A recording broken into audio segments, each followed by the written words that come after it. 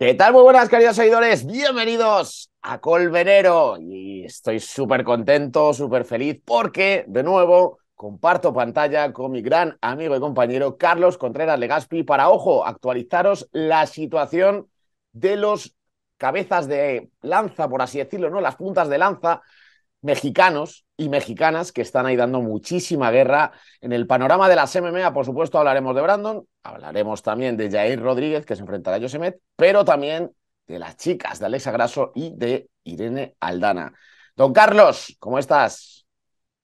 Bien, bien, trabajando como siempre, Álvaro, disculpa, que justo empezamos a grabar y me empezó a llegar un mensaje un poquito importante, pero aquí estamos, obviamente contentos, recuperándonos de lo que fue la cobertura en Brasil, ya que me estaba gustando estar en Río, bueno, se acabó todo, y tenemos que viajar de vuelta porque hay mucho que hacer acá en México, prepararnos para Yair, prepararnos para Alexa, probablemente en un futuro cercano para Irene, vamos a ver cómo se desarrolla todo eso.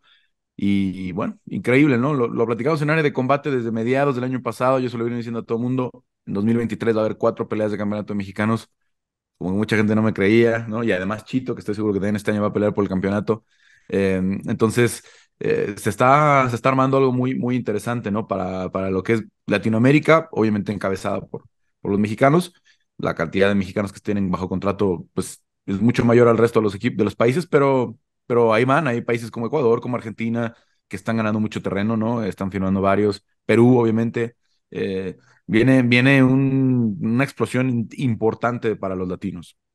Bueno, ahora que lo comentabas, Carlos, importante para aquel seguidor de este canal que no esté suscrito, que no conozca Área de Combate, el podcast de ESPN Deportes, que capitanea Carlos Contreras Legaspi, que yo suelo estar allí de colaborador, os recomiendo que lo escuchéis, porque aparte de que lo pasamos muy bien, se cuenta información muy interesante para el aficionado, especialmente para el más aficionado a las MMA, porque la verdad que Carlos suele desvelar informaciones muy interesantes desde dentro, como también nos va a desvelar en un contenido próximo. Pero bueno, vamos a centrarnos, Sí. Carlos. Lo primero, lo inmediato, Río de Janeiro, llega Brandon Moreno, cierra la rivalidad, cierra la tetralogía, se impone a Davison Figueiredo. Lo primero que te tengo que preguntar, sensaciones allí en directo, porque la verdad que fue un ambiente bastante hostil, ¿eh? Fíjate que es una atmósfera, yo había oído mucho hablar de la atmósfera de Brasil, ¿no? Yo el primer evento y el único que había cubierto antes había sido UFC 190 en Río en Ronda Rousey en contra de Beth Correia, ¿no? Y en algún momento se vuelve anticlimático porque el estelar es a las 3 de la mañana y eso ya de ahí es complicado, ¿no? Porque los fans seguramente se cansan. La primera pelea la de Daniel Marcos fue alrededor de 7 de la noche, 7:30 local, ¿no? Que para una velada corta de 7, 8 peleas es normal, pero para una velada de 15 peleas como las que tuvimos es muy agotador. Entonces, ya me tocó esa atmósfera, pero por ejemplo, cuando salió Ronda Rousey, la trataron como local y incluso le cantaron el Uy, va mujer a Beth Correia, que era la local, que era la brasileña. Yo incluso pensé que pudiera pasar ese fenómeno con Brandon, porque sé que los fans brasileños le tienen mucho respeto a Brandon y hasta pensé que Brandon podía bajar un poquito ese apoyo, pero creo que a la mera hora Davison hizo bien su trabajo, hizo buenas entrevistas en portugués, se ganó ese respeto y ese apoyo de los locales, y sí hubo un abucheo sonoro para los que no eran brasileños. Creo que el peor fue el de Igor Poteira cuando vence a Shogun Rua, porque parece que le falta el respeto al final, etcétera, etcétera. Eh, pero sí, sí, a final de cuentas no se ve así en México, por ejemplo, ¿no? En México sí hay abucheos, sí hay algunos gritando insultos, etcétera, etcétera, pero no así de sonoro como lo que vimos cuando Brandon le ganó a Davison Figueredo. Un poquito de polémica, ¿no?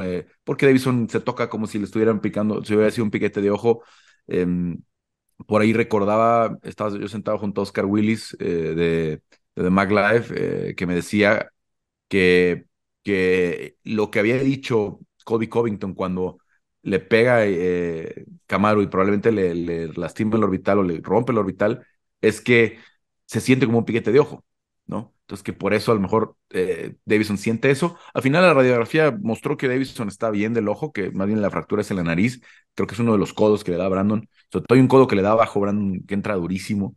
Eh, y bueno, pues sí fueron hostiles, se fueron en cuanto ganó Jamal Hill, se vació la arena, todo el mundo quería ver a Glover campeón, todo el mundo quería ver a Glover hacer historia a los 43 años con ese cinturón, pero a final de cuentas, un buen ambiente, un muy buen ambiente. Todos los de Río lo celebraban, los knockouts de los Bonfim, la sumisión del otro hermano de Ismael y de Gabriel, incluso Gregory Rodríguez, que es muy querido, pero al ser noqueado por Bruno Ferreira, que es otro brasileño, también la ovación es increíble.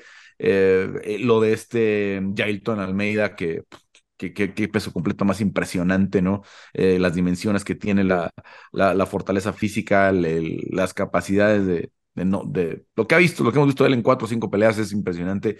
Entonces, sí, el ambiente fue muy bueno, pero a final de cuentas creo que, pues sí, un poco hostiles con Brandon, de más, ¿no? Que no se lo merecía Moreno.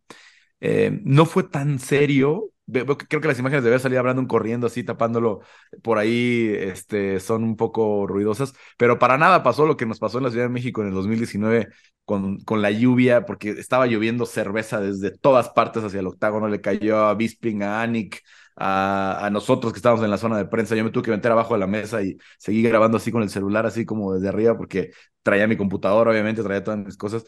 Acá fue solamente al final un par de vasos que le lanzaron a Brandon en el túnel.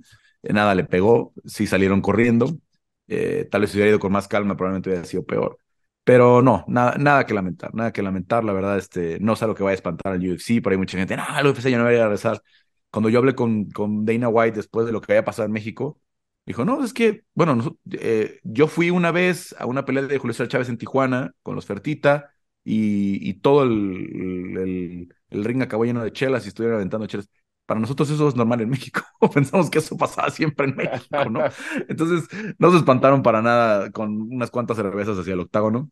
No creo que esto los vaya a espantar. Al contrario, creo que les debe preocupar más que la arena no estaba llena, ¿no? Que la arena solo tenía 13,000 personas. Se acabó la racha desde que se abrió para UFC 263, debe haber sido 63, en Jacksonville. Desde ese día hasta el último evento abierto que fue en Las Vegas, en la arena T-Mobile 282. Fueron 19 pagos por eventos con sold out, completamente vendidos, más todas las Fight Nights, París, Londres, Austin, Columbus, San Diego, todas las arenas donde ha venido vendido, había sido total la venta. Acá no, acá se quedaron incluso 5,000 o 6,000 boletos, no, 3,000 o 4,000 boletos menos que la mejor entrada que habían tenido ahí con Anderson Silva. Con esto, Carlos, se me ocurre una pregunta ahora mismo mientras estabas hablando, y es que tengo un primo segundo, ¿no? Que vive en Río de Janeiro, que está allí trabajando y que fue al evento.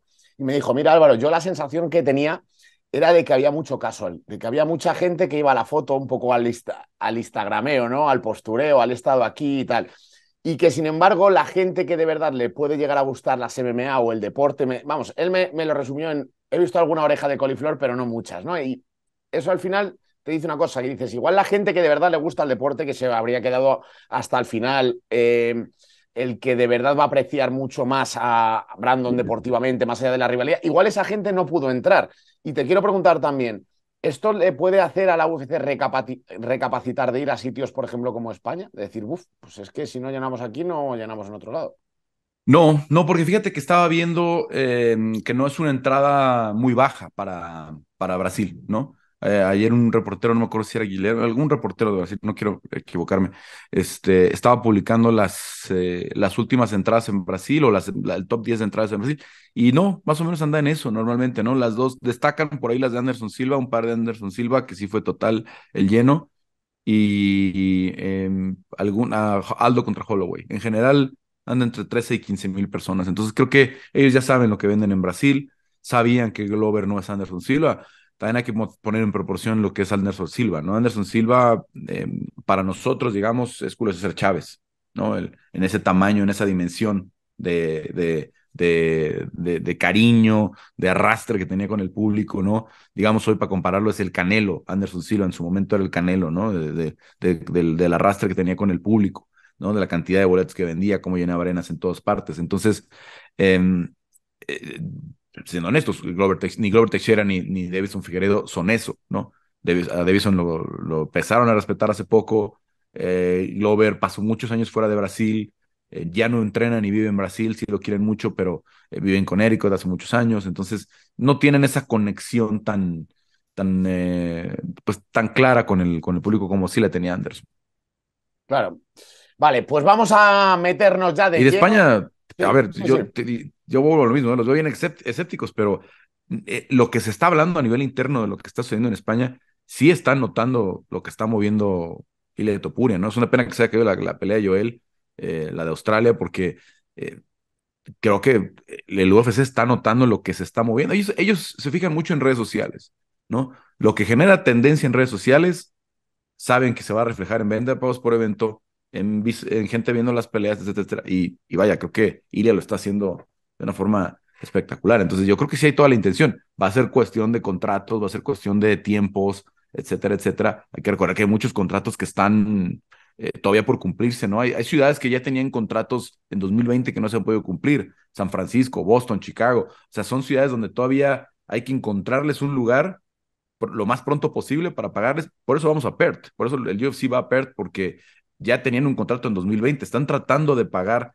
esas carteleras antes de, y eso es creo que lo que está jugando en contra de Madrid, porque París tenía contrato en 2020, por eso fueron a París el año pasado. Entonces, hay que tomar en cuenta eso, que primero se tienen que cumplir todas esas sedes donde ya había algo pactado para el año antes de la pandemia, para el año de la pandemia. Pero yo creo que Madrid, al menos a nivel interno, sí te puedo asegurar que UFC ya notó lo que está pasando. Ya notaron cómo la aguja se está moviendo todo el tiempo, ¿no? Y cuando hablas de España. Sí, yo estoy de acuerdo también. Ya en mis cábalas está ya más 2024, pero bueno, lo cierto es que creo que vamos a llenar un venue, vamos a llenar un estadio seguro. Vamos a centrarnos a lo que veníamos, que era el contenido, pero Carlos, cuando tú y yo nos ponemos a hablar, esto se puede ir por muchos caminos. Sí, sí. Qué bueno que Brando tenemos área de Moreno. combate cada semana. Brando Moreno, Brando Moreno. A ver, el combate como tal, la verdad que trabajazo, impecable.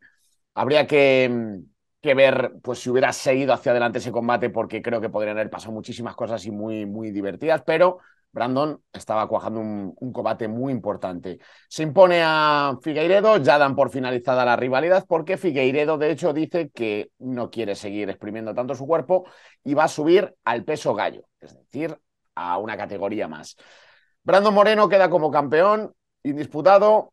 Figueiredo se va, por debajo ya solo queda Alexandre Pantoja, quien ha vencido en 2 ocasiones a Brandon Moreno. Creo que es indiscutible, ¿no? Que va a ser el siguiente en la fila. Bueno, eso está más que claro, ¿no? De hecho, Alexandre Pantoya y su lesión, no sé si recuerdas, ¿qué pelea fue? Fue una pelea en el Apex que Brandon estaba narrando y gana Alexandre y Alexandre se da cuenta que Brandon está narrando y desde ahí le dice, hey, Moreno, vamos a hacer la tercera porque obviamente hay que recordar que ellos tienen dos Sí, peleas, la de Ultimate Fighter y la de Chile. sí. Em, y Brandon le dice, va, ahora va, va.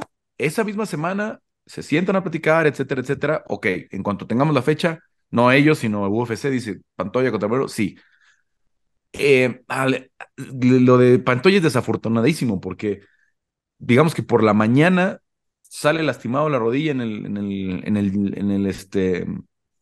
el gimnasio y por la tarde le dicen contra Moreno en Nueva York, originalmente, ese era el primer plan. Ese era el primer plan. Nueva York en aquella ocasión donde Chito le ganó a Frankie Edgar, ¿no? A finales de 2021. Y le hacen la resonancia magnética 2 días después a Pantoya y dice, no puedo. Entonces, UFC va con la siguiente carta, que es la tercera pelea con Figueredo. Eh, Originalmente para 269 en diciembre en Las Vegas. Y se termina moviendo a 270 en Anaheim. Porque entra Poirier contra Oliveira, porque entra Juliana contra Amanda, y ya tenían 3 peleas de campeonato y era demasiado para la cartelera. Entonces, eh, nos pues esa lesión de Pantoya es la que provocó estas 4 peleas, porque esto hubiera acabado con Moreno venciendo a Figueredo, y Figueredo ya tenía el plan de irse a 135. Pero claro, cuando le dicen otra pelea de campeonato en 125, pues es mucho más atractivo que irte a meter con un top 10 en 135, ¿no? Que a ver contra quién te ponen. Entonces, es clarísimo, Pantoya fue el reemplazo, dio 125 libras, dio peso de campeonato, cumplió, al igual que cumplió, bueno, a diferencia de Anthony Smith, que no cumplió, que él era el otro reemplazo para la pelea de campeonato de Jamal Hill con Glover Teixeira. Y pues ahí está, ya más que cantada. Te cuento más o menos lo que pasó después. Cuando termina el combate, yo me encuentro a Pantoya, que está con Pajumpa, que es uno de sus coaches de ahí de American Top Team, otro coach brasileño, y ya les pregunté así como en tono de broma, ¿qué ya listos para ir a México? Y Pantoya dijo, mañana, o sea, ya, ya, no sé, o sea, claro que queremos ir a México, o sea, queremos pelear con Brandon ya. Entonces, Pantoya esperó a Brandon que salía de los exámenes médicos, le dan su hoja a Brandon, sale Alexandre, lo saluda en muy buen tono al principio porque se conocen bien. Alexandre primero saludó a la esposa de Brandon porque hay que recordar que ellos pelearon en The Ultimate Fighter, pero luego después de ahí hicieron una muy buena amistad. El resto del tiempo que estuvieron en la casa se empezaron a llevar muy bien. Fue un peleón el de Brandon y de Alexander, fue una guerra. Y después ahí hicieron una buena amistad dentro de los días de la casa. Ya luego viene la separación, Pantoya se va primero a Arizona, ahora ya está en Florida, etcétera, etcétera. Pero ellos dos se llevan bien, ellos dos en general no tienen problema. Aunque la razón del rompimiento de Moreno y Henry sea Pantoya, porque es cuando Henry escoge a Pantoya y Moreno se va al otro equipo, al equipo de Joe Benavides, y es cuando todo se empieza a romper, ¿no? A resquebrajar esa amistad. Pero ellos no tienen problema. Entonces, de hecho, primero Brandon estaba muy contento, cuando lo vio sonrió, muy, muy, muy espontáneo Brandon, o sea, hey, ¿qué onda? Muy feliz, pero de pronto Alexander como que empezó a decir, ¿pero cuándo? ¿Cuándo? O sea, como a presionar con, dime cuándo. Y lo que Brandon le dijo es que no sé, le dijo, acabo de pelear, o sea, no es mi decisión, ¿no? Entonces se puso un poquito tensa la cosa, había un guardia de seguridad que estuvo con Brandon toda la semana, obviamente eso es algo que hace UFC con las peleas de campeonato, hay un guardia que está 24 horas con el peleador, o sea, sabe en qué cuarto está, se queda en un cuarto muy cercano al del peleador, o si el peleador está en una casa rentada, está todo el tiempo en esa casa quedándose con ellos. Si salen a cualquier cosa pública, si salen a comer, a todo esto, tiene que salir el guardia con ellos. Y el mismo guardia que estaba con Brandon fue el que se mete y le dice a Pantoya, no es el momento, y se lo lleva. Entonces, por ahí hubo algunos rumores de que había sido una especie de altercado, etcétera, etcétera. Yo diría que fue un momento tenso nada más. Pues a Brandon sí lo sacó un poco de onda de que pues, quisiera la fecha. Le dijo, pues es que Brandon me dijo, pues es que no sé. O sea, yo también quisiera decir la fecha, pero yo no sé cuándo vamos a pelear, ¿no? UFC tiene planes obviamente de regresar a México este año, pero no hay una fecha establecida todavía. Interesante. Bueno, pues ese capítulo yo creo que lo tenemos muy claro. Brandon, cuando le entrevisté 24 horas antes del pesaje, decía que septiembre a él le cuadraba mucho, que a él septiembre en México le apetecía mucho. Y estamos hablando de septiembre, todo esto es no oficial, porque lo que te voy a decir sí es oficial, pero no es oficial que venga el evento ahí, ¿no? Dave Shaw, que es el presidente, digamos, el encargado, el Head of International de UFC, me dijo el viernes, estamos planeando abrir el PI, esto está en récord, es una entrevista que voy a sacar mañana, eh, estamos pensando abrir el PI de México en septiembre. Entonces, claro, todo el mundo estamos haciendo las cuentas de, ok, si van a abrir el PI de México en septiembre, pues lo lógico que sería que coincida con un evento, va Dana White, inaugura, presentan a la generación de peleadores que va a estar, los primeros peleadores que van a estar en el PI o a los coaches, quién va a ser el director, etcétera, etcétera. Y de ahí, pues nos quedamos a la semana del evento, ¿no? Eso sería lo más lógico. Claro, primero hay que ver porque ya tuvieron varios problemas en México con la renta, con el local, todo se retrasó, esto se tenía que haber pasado en 2020, más allá de la pandemia tuvieron varios problemas de contratos, a veces los tiempos en México no son tan apegados como con los estadounidenses, ¿no? Que ellos dicen 6 meses y en 6 meses lo hacemos y a veces aquí en México las obras pueden retrasarse un poquito, ¿no? Por ciertas situaciones, ¿no? Entonces obviamente están trabajando con empresas locales, ojalá que sea para septiembre, pero yo no sé si Brandon aguanta hasta septiembre. Esa es mi duda, ¿no? Porque Brandon quiere un año de 3 peleas. Entonces, si pelear en septiembre, ya prácticamente descartamos, tendría que ser otra vez hasta enero de 2024, ¿no? Si vuelve a pelear, o enero, febrero. Entonces, no sé si Brandon aguante tanto. Eh, claro, el incentivo de si aguantas a septiembre va a ser en México, probablemente le pudiera ayudar, ¿no? Brandon, obviamente, y su gente y su equipo quieren crecer todavía mucho más la marca Brandon Moreno, más patrocinios, más popularidad y nada más grande que pelear al fin en territorio mexicano con el cinturón, porque Brandon ya fue estelar aquí en la Nación de México, pero no era campeón. Sin duda. Bueno, interesante lo que nos comentas, Carlos. Vamos a pasar ahora un poquito más rápido, eso sí, por el resto, porque es verdad que el protagonismo máximo se lo merecía Brandon Moreno por esa victoria. Nos vamos con Jair Rodríguez. Se enfrenta a Josh Emmett, cinturón interino número 2, Jair Rodríguez contra el 5, que es Josh Emmett. Es un auténtico peleón, choque bueno, estilos diferentes, pero son dos buenos pegadores. Un Jair Rodríguez súper estilístico, impredecible, con esas patadas brutales. Josemet con mucha potencia, con buenas manos. Bueno, en definitiva, es un peleón, Carlos. ¿Cómo ves el combate rápidamente? Y luego, pues esto lo único que nos dice es que luego tendría que bajar Volkanovski, ¿no? A ver, Volkanovski, es que Álvaro, me haces preguntas que no puedo contestar rápidamente. A ver, Ya, yo ya, estuve en ya. Dallas, con toda la interacción entre Jair y Volkanovski. Estuve en medio de los dos todo el tiempo, incluso pasaron cosas que no debían haber pasado, pero bueno, este, eh, veníamos bajando las escaleras de una noche antes, creo que de las peleas, y se encontraron Jair y Alex después de que ya habían platicado un poquito, ya se habían tomado una foto juntos, pero en las escaleras, como nos sacaron a todos del bar al mismo tiempo, salimos en un grupo de 8 más, como 15 personas. Venía Alexander venía delante de mí y Jair venía detrás de mí, ¿no? Eh, y algo le dijo Jair, Alexander volteó y me dijo a mí, ustedes no quieren ir a Australia. Y yo, mi primera reacción fue, le dije, claro que queremos ir a Australia. Y Jair quiere ir, te lo está diciendo Jair que va a Australia. Entonces, algo, si de veras quieres ir a Australia, porque en aquel momento se estaba negociando lo de Perth apenas, ¿no?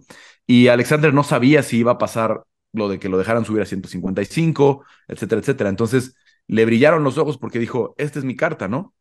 Si Jair sí quiere, yo peleo en Australia contra Jair, ¿no? Ya tengo un rival, ¿no? Que quiere pelear. Entonces, le dijo en ese momento, le dijo, si es en serio lo que estás diciendo, habla con mi manager, pero hagámoslo bien. O sea, le dijo, dile a tu manager, que estaba el manager de Jair ahí, le dijo, dile a tu manager que hable con mi manager.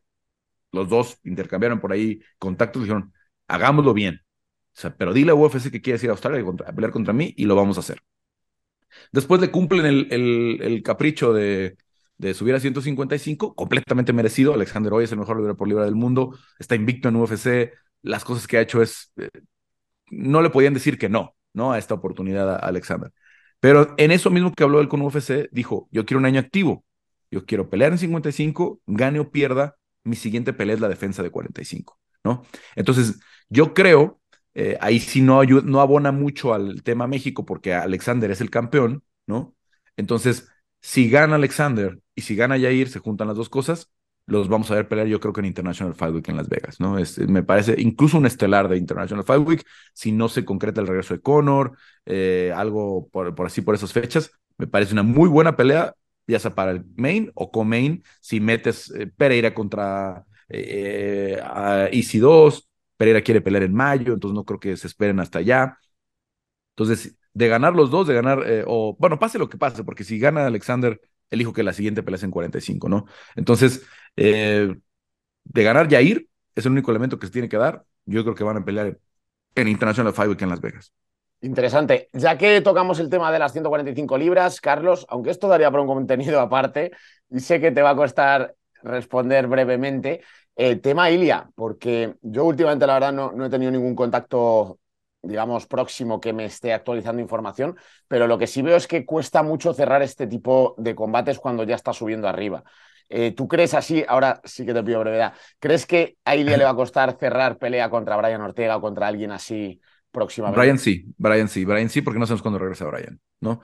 Lo operaron, etcétera, etcétera. No sé si Brian esté hasta el verano, probablemente. Pero, la que está en el tintero es Movsar Evloev, ¿no? Sé que ahorita sería para Ilia bajar, Sí. pero creo que sí tiene Ilia ahorita tiene el leverage que le llaman en inglés, esta palanca de decir, a ver, yo te firmo con Movsar, pero garantízame que mi siguiente pelea es de título, ¿no? O garantízame que mi siguiente pelea es al menos de contendiente, que me vas a dar a Yair, o que me vas a dar a Emmett, o que me vas a dar a Calvin Kattar, ¿no? Entonces, yo creo que o se puede esperar con lo que pase con Arnold Allen, ¿no? Que también salió lesionado, que no va a poder pelear en Londres, o firmar mañana ya la de Movsar Evloev, pero con esa condición de decir, a ver, dame algo, dame una motivación. Creo que hoy con lo que ha mostrado Ilia, con todo lo que ha logrado, la forma que venció a Bright, tiene muchísimo para qué negociar a su favor y va a estar negociando pronto. Sé que viene a Estados Unidos en febrero. En el mes de Sí. febrero estará unos días por acá, entonces no me sorprendería que pase a visitar a la gente del UFC y que se sienten a ver qué se negocia. Interesante. Nos vamos con el siguiente. Son dos anuncios, bueno, que eran dos secretos a voces, ¿no? Aunque no sé si hasta qué punto oficialmente está, no está, pero bueno, lo que todos hablan es Valentina Shevchenko contra Alexa Grasso, Irene Aldana contra Amanda Nunes. Imagino, esto ya es cabala mía, que si ganan las dos que no son mexicanas, Nunes y Shevchenko, ya lo que quedaría es que se enfrentarán entre ellas. Pero bueno, como estamos hablando de las mexicanas, cuéntanos brevemente eh, qué pasa con cada una, cómo lo ves y demás, sensaciones, alegría, imagino, claro. Alexa con Valentina está cerrada, ¿no? El plan era Alexa con Manon Fiorot en Londres. Manon Fiorot lo operan de la rodilla en el mes de noviembre. Eso creo que descarta a Tayla Santos, que Tayla Santos tenía su argumento de revancha. Entonces dicen, Valentina no quiere pelear con Tayla, dice que Tayla gane una más y yo regreso, ¿no? Entonces, bueno, no va a pasar. No va a ser Tayla en este momento. Tayla ya tiene una pelea durísima con Erin Blanchfield. Y entonces Alexa queda con el camino libre. Ella sí quería la pelea con Manon Fiorot, quería una pelea más, una prueba más. Mucha gente dice, no está lista. Es que tampoco puedes decirle al UFC que no una pelea titular, ¿no? No sabes lo que puede pasar. No sabes lo que puede pasar si alguien te salta con un desempeño impresionante, o alguien que incluso nada más es porque es más popular, te salta por la pelea del campeonato. Entonces, cuando te llega la llamada, la tienes que tomar, ¿no? Entonces, eso ya son confirmado por varias fuentes. Propio mi compañero Roberto Camoto habló con el manager de Valentina, con alguien de la representación de Valentina, dijeron, sí, está firmada, no la anunció el UFC, pero esa sí está, la que no está es la otra. Y bueno, ya pensando en la otra, en lo que es la pelea, se ve durísimo, obviamente, pero así hablábamos de Davison Figueiredo con Brandon, ¿no? Y así hablábamos de Amanda Nunes con Juliana Peña, ¿no? Claro, es muy difícil, es una pelea durísima. Valentina es una campeona muy dominante, pero yo creo que el estilo de Alexa, la técnica que tiene de defensa de derribo, lo que ahora hace en el piso, lo que intenta cuando la derriban, eh, su 1-2 que la puede mantener ganando con volumen todos los rounds, etcétera, etcétera, le alcanza primero para hacer una pelea larga y luego una pelea en la que gane 3 rounds al menos, ¿no? Yo creo, o sea, no estoy diciendo que sea fácil, ¿no? Tiene que ser un muy buen plan de juego, pero yo no la veo como esa víctima que muchos están pintando a Alexa, ¿no? Creo que va a ser una pelea dura para Valentina, que no la va a menospreciar, porque Valentina no menosprecia a nadie, y va a ser una pelea muy, muy interesante para las 125 libras. Si tuviéramos que dar un porcentaje, Carlos, de las tres peleas que tenemos por delante, Jair Emet, Aldana, Nunes y se cierra y Grasso, Valentina, ¿en qué porcentaje te quedarías para los mexicanos o mexicanas? De ganar. Sí. Híjole, me la muy difícil porque tendría que decirte el 100%, ¿no? Bueno, pero Creo también somos que realistas. el único que debe ser favorito es Jair, ¿no? Si nos vamos a las apuestas, el único que debería ser favorito es Jair. Alexa y Irene tienen pruebas muy duras. Es que son las campeonas más dominantes de la historia de las divisiones. O sea, estás hablando de un par de bestias, ¿no? Estás hablando por ejemplo, lo que vimos con Jamal Hill y Glover Teixeira, que pues, Glover fue campeón y luego perdió en la siguiente. ¿No? Estás hablando de dos mujeres que han, están compitiendo por ser la GOAT, ¿no? Por ser Sí, la mejor de sí, la sí. historia, entre las dos, ¿no? Valentina tiene muchos argumentos para ser la mejor de la historia y Amanda tiene todos. Entonces, eh, pues con ellas, obviamente van a estar, yo creo que ambas, 30-70, ¿no? 70 para Valentina, 30 para Alexa, 70 para Amanda, 30 para Irene. Si lo empujamos un poquito, un 60-40, pero no van a ser peleas fáciles, ni para Valentina ni para esta Amanda. Eso estoy bastante seguro porque las dos se han preparado para esta pelea hace mucho tiempo. Hace mucho tiempo Alexa está lista para esta pelea o está pidiendo esta pelea y hace mucho tiempo Irene está lista para Amanda desde 2019 cuando noqueó a Ketlen Viera. Son casi 4 años ya de tener a Amanda en la cabeza, de estarse preparando para su estilo, viéndola, etcétera, etcétera. 4 años en los que también Amanda ha tenido peleas duras, que le ha venido la edad, que le ha venido cambios personales, cambios de gimnasio. O sea, no creo que van a ser peleas fáciles. Pues muy interesante, Carlos. Aquí dejamos este contenido, este repaso. Y nada, como siempre, te agradezco mucho que hayas estado aquí, chicos. Like, comentario importante, activar campanita, compartir con vuestros amigos, si hace falta, con vuestros enemigos. Gracias, Carlos. Gracias, Álvaro. Nos vemos el viernes en área de combate también.